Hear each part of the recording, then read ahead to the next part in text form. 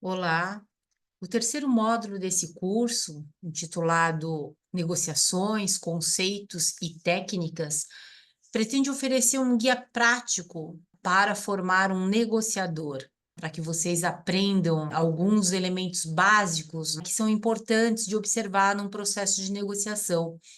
A gente negocia o tempo todo, em várias situações cotidianas, e muitas vezes nós nem percebemos que estamos negociando, em situações quando a gente está comprando ou negociando um produto, negociando um desconto, é uma negociação em família. Então, a negociação, ela está presente na nossa vida cotidiana, seja pessoal ou profissional.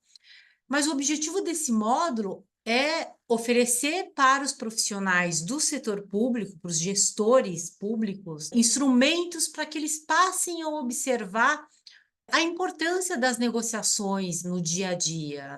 E para isso, elementos para que todos possam aprimorar técnicas de negociação que vão contribuir para melhorar o desempenho nesses processos. Enfim, como eu mencionei, a ideia é que a gente tenha uma interação entre diferentes atores que estabelecem algum diálogo, alguma barganha para chegar a um determinado acordo.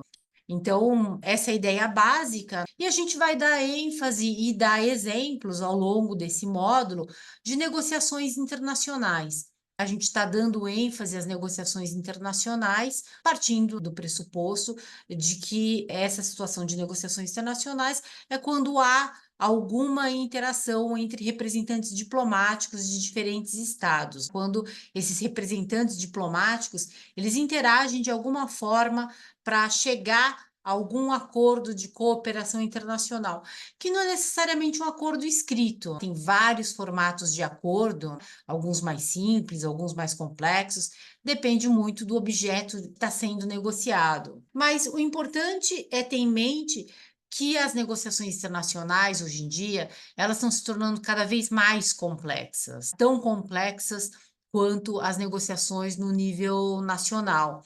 Isso porque nas negociações no plano internacional, você envolve diferentes culturas, diferentes valores, práticas legais também muito distintas. Então, quando você atua profissionalmente no âmbito internacional, você precisa ter uma preparação mais ampla, mais complexa e está muito mais disponível para aprender e para interagir com o outro que tem não só interesses diferentes, mas muitas vezes valores e culturas, hábitos diferentes. Então, todos esses elementos vão ser trabalhados nesse módulo 3.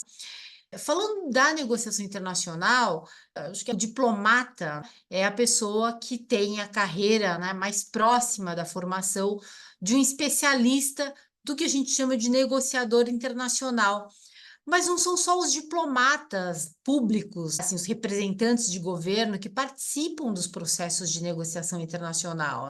Hoje em dia, esse processo é muito mais complexo, dado que os temas também são mais complicados, são mais complexos e envolvem muito mais interesses públicos, privados, de atores do terceiro setor e vários outros atores não governamentais. A ideia é que cada vez mais a gente vê processos de negociação envolvendo esses diferentes atores, o que torna todo o processo muito mais longo e mais também complexo de ser negociado. E com isso, também tem muito mais elementos para a gente observar no processo de negociação.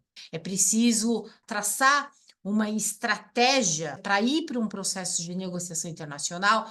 Você tem que observar aspectos institucionais, aspectos de interação pessoal com o outro ator. Acho que isso fica muito mais claro a partir dos anos 90, quando a gente tem uma abertura econômica, quando a gente tem o processo todo de abertura política de vários países, sobretudo da América Latina, em vários países passam a se abrir, a fazer uma transição política para um regime mais democrático, e isso tem um impacto muito significativo nos processos de negociação internacional, porque os países passam a fazer mais negociações, a interagir mais, a ter mais intercâmbio comercial.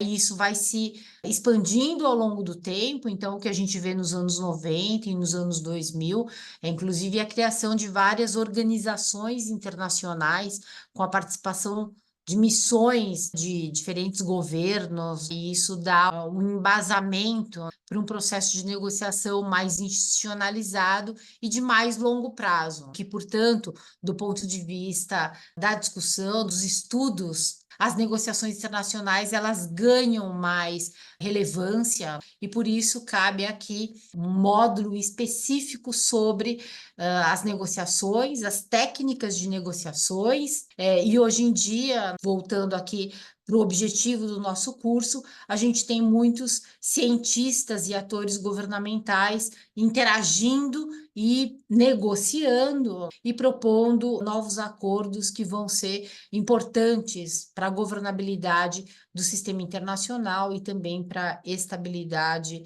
da interação entre cientistas, diplomatas e tomadores de decisão. Portanto, a diplomacia científica, não só a diplomacia política, passa a ter uma relevância muito grande nesse novo contexto global.